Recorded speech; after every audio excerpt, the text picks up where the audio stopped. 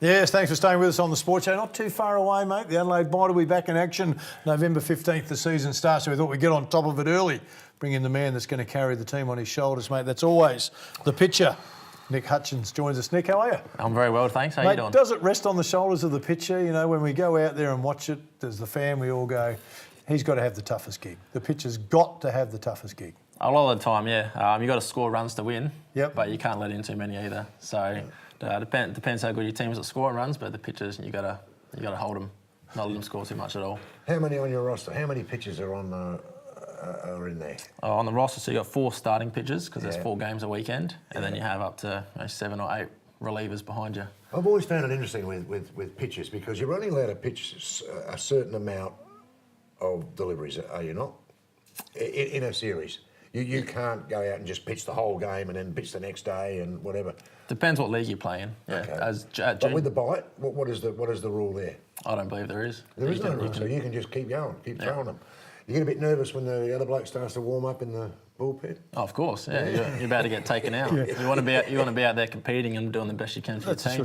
Hey, mate, at your best, and you had nearly a full season, your first full season, although you've been a part of it for the last 5 seasons. Last year, your first full season. Yeah. Barry's right. How long do you reckon you could, pitching at your best, how long do you reckon you could pitch for before you just got to take a break? At your best, 75 pitches as a starting pitcher at your best is probably a good number. As soon as you start pushing to your triple digits, then you start falling off the table for sure. 75 is a lot of pitches.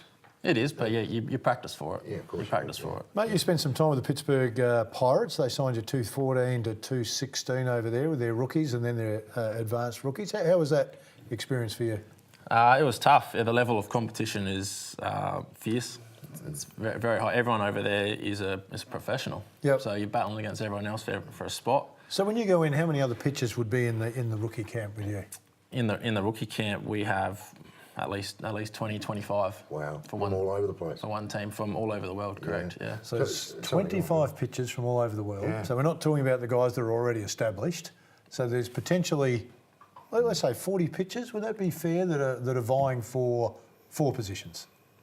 Maybe 6 at the most. Yeah, definitely.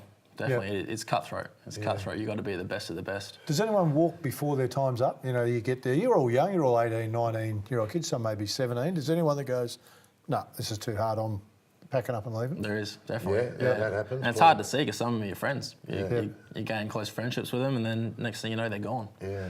So it's a tough mental battle as well to, And it's also a big move for you as well, isn't it? I mean, to go to the States, obviously it's a dream, so you'd be looking forward to it, but it's still a very big move.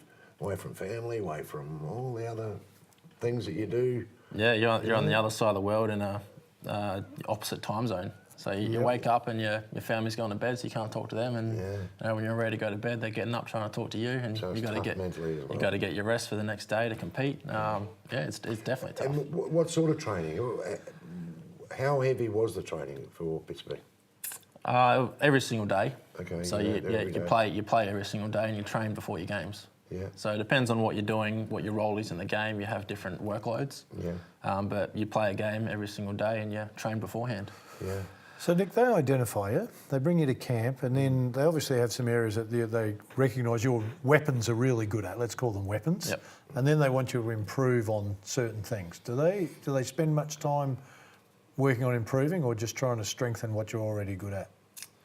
It depends how far into your development you are. At the start, they'll try and increase your strengths, make your strengths better. Yep. And then as you get further into the system, they'll start finding out your weaknesses and making you an elite pitcher. Okay, so the shoulder for you, mate, 2015 starts to get a little bit wobbly. Yep. Yeah. Do you reckon that's from the workload through that period? Oh, I can definitely say so. Yep. Over here in Australia, for your local clubs, you're training twice a week, playing once. Yep. Once you start moving to the Adelaide Bite, you train 3 or 4 times, play 3 or 4 times. Once you get over there every single day, you're training and playing. Yeah. And the shoulder now is pretty good?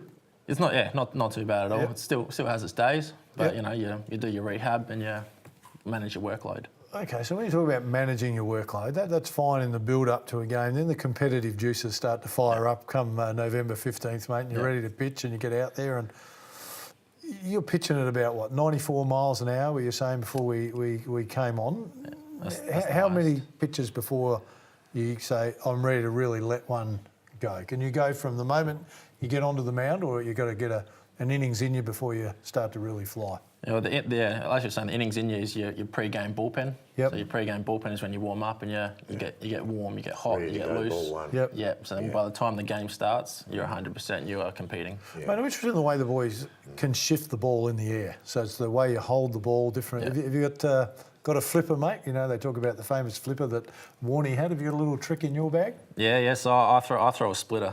Okay. So when you jam the ball in between your two fingers and it dances in the You air. got those long fingers, mate, so that's an advantage for you? It can be, yeah, definitely. So you can get more grip on the ball, and you hold the seams different to make the ball move. So I like the aggression. I like the aggression with the pitcher and batter. I've always liked that in baseball. I used to go to Norwood Oval quite a bit and have a little look. yeah. There's some. Did you ever get into the boys, the batters? A lot of chirpy going on out there. It always looks like there's a lot of chirping going on out there. Is that the case? Oh, for sure. It's much as an individual battle between the pitcher and the batter that is team versus team.